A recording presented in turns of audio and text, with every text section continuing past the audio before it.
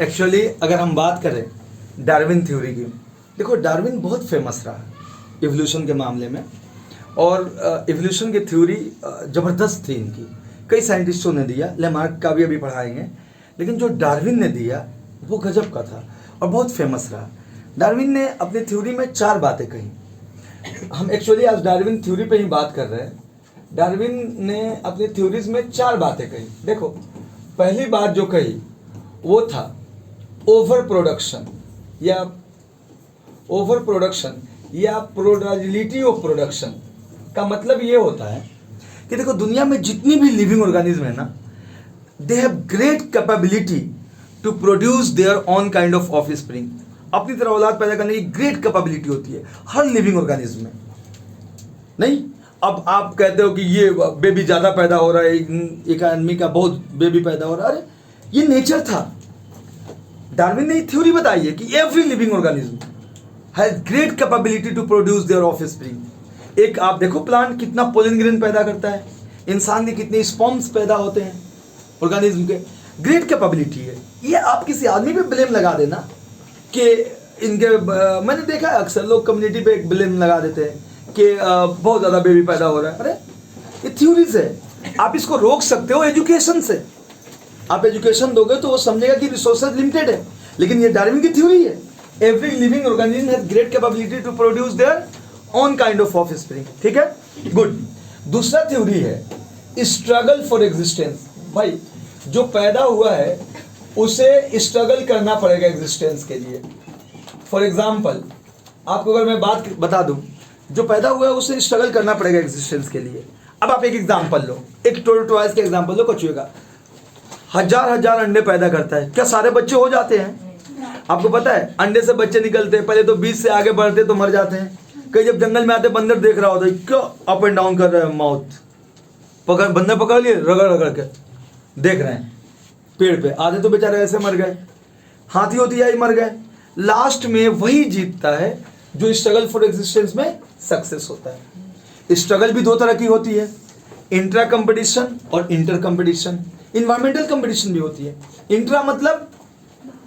Intra मतलब आमतौर पे क्या होता है, सेम स्पीसीज में कंपटीशन करना, फूड के लिए, शेल्टर के लिए।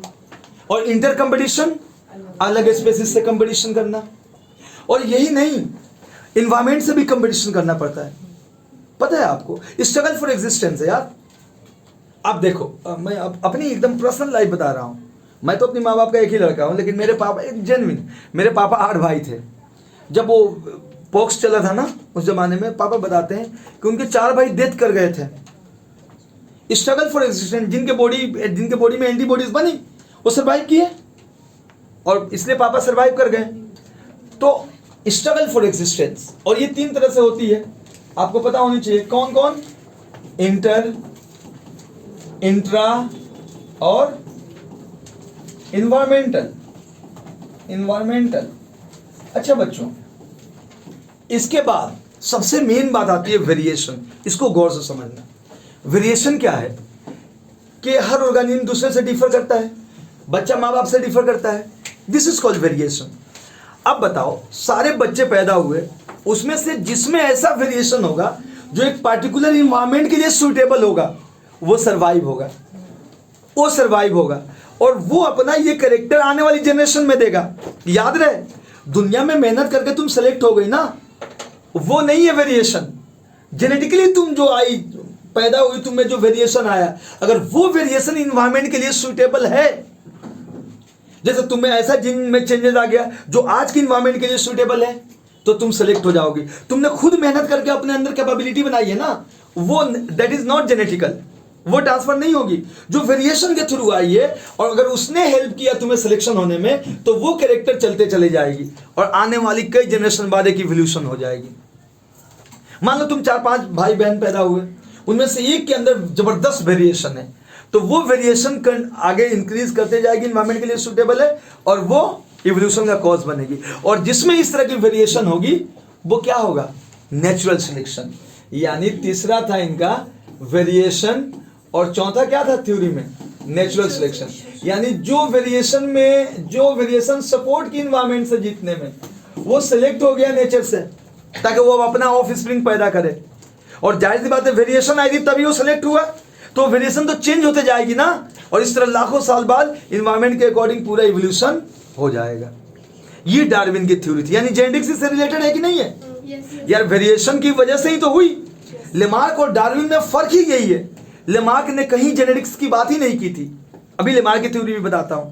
और इसने कहा था डार्विन ने कि वेरिएशन हुई और तब वो सुइटेबल रही, और वो सुइटेबल रही तो आप में इवोल्यूशन हुआ और आप एक नई ऑर्गेनिज्म या इवोल्यूशन की तरफ बढ़े। ये सबसे मेन बात है, ठीक है। अब हम लेमार्क थ्योरी भी पढ़ेंगे थोड़े ही देरों में।